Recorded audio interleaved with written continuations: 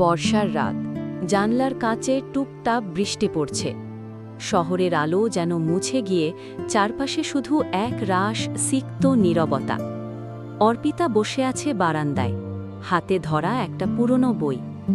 কিন্তু তার চোখ বইয়ের পাতায় নেই। বুকের ভেতর জমে আছে অদ্ভুত একটা টান, এক রাশ অভিমান আর শূন্যতা। আজ থেকে ঠিক 10 বছর আগে এই রাতেই তাদের শেষ দেখা হয়েছিল।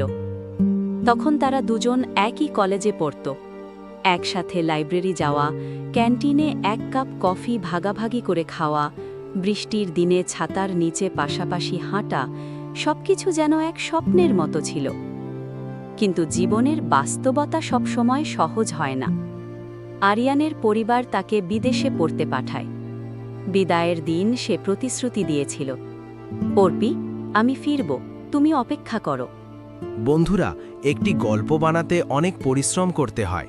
এই গল্পটি যদি ভালো লাগে, গল্পটির পার্ট 2 দেখতে একটি লাইক আর সাবস্ক্রাইব করে দেবেন, যাতে নতুন নতুন গল্প বানানোর উৎসাহ বাড়ে।